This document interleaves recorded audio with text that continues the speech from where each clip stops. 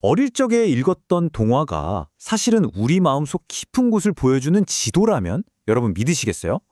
그림 형제의 동화 무쇠난로, 이 이야기 속에 숨겨진 놀라운 심리의 비밀을 지금부터 함께 열어보겠습니다.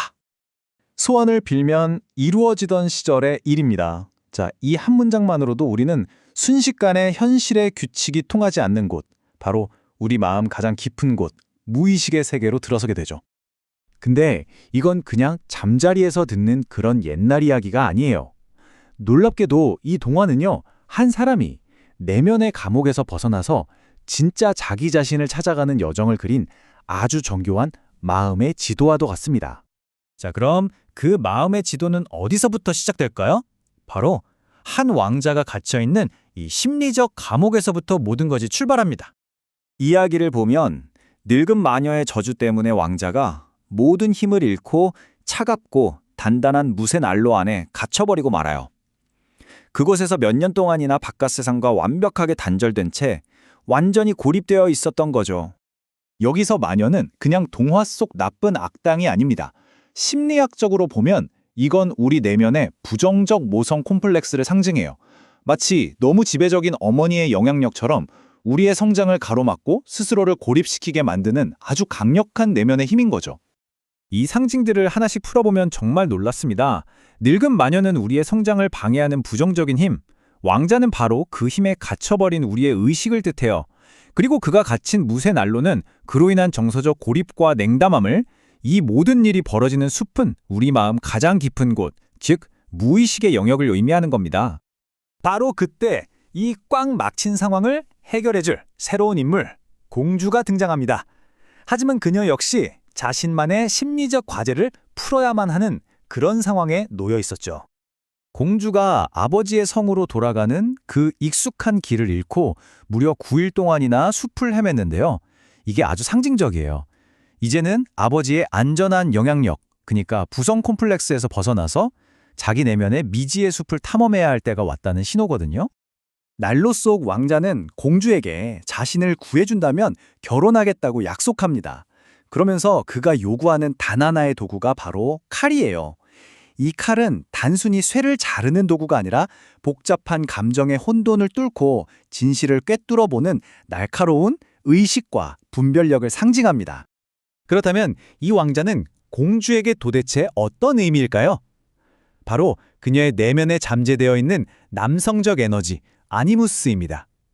아직은 좀 미성숙하지만 그녀를 더 높은 차원의 의식과 완전한 자기 자신으로 이끌어줄 정말 소중한 내면의 안내자인 셈이죠. 하지만 자기 내면을 마주하고 성장하는 이 과제, 사실 너무 두렵고 버겁잖아요. 그래서 공주는 자기 대신 누군가가 이 일을 좀 해줬으면 하고 손쉬운 길을 택하려고 합니다. 아버지의 세계에서 벗어나는 게 너무나 고통스러웠던 공주는요, 자신의 운명적인 과제를 방앗간 집딸이랑 돼지치기 딸한테 대신 해달라고 떠넘겨버립니다. 이건 뭐 명백한 현실 도피죠. 이 대리인들은 심리적으로 공주의 그림자에 해당합니다. 그러니까 자신의 과제를 피하려는 미성숙하고 비본질적인 내면의 모습이에요. 그러니 그들이 아무리 애를 써도 난로의 흠집조차 낼 수 없었던 건 너무나 당연한 결과였죠. 자, 쉬운 길은 실패로 끝났습니다. 이제 공주는 더 이상 피할 수 없어요.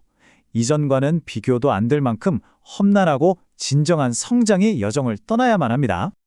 공주가 직접 나서서 왕자를 구해내긴 하지만 아버지와 말을 섞으면서 아직 낡은 세계와의 연결을 끊지 못해요.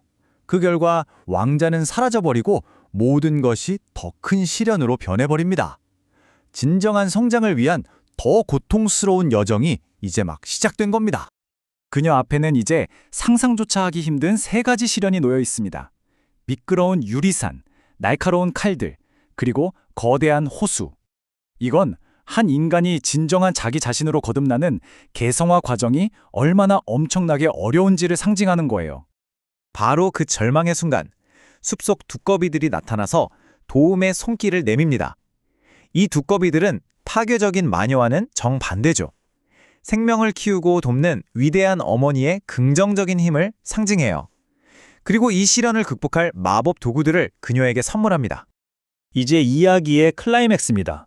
모든 시련을 통과한 공주는 마침내 심리적 통합의 마지막 단계에 이르게 됩니다. 마침내 왕자가 있는 성에 도착하지만 공주의 신분을 숨기고 가장 낮은 하녀의 모습으로 들어가요.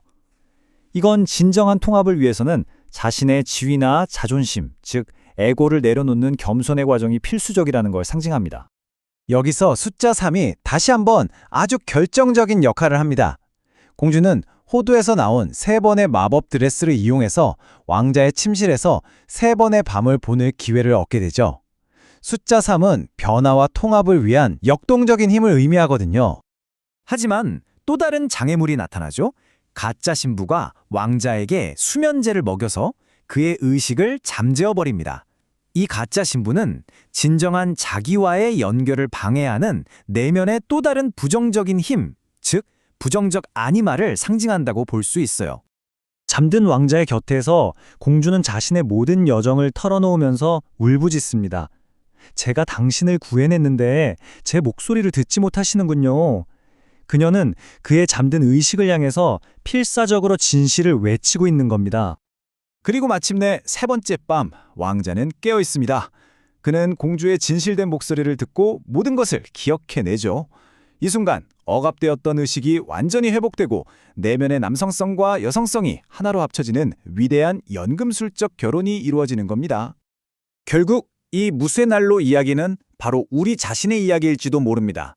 여러분을 가두고 있는 심리적인 무쇠난로는 무엇인가요? 그리고 그 안에 잠들어 있는 진정한 가능성을 깨우기 위해서 여러분은 어떤 여정을 떠나야 할까요? 한 번쯤 깊이 생각해 볼 문제가 아닐까 싶습니다.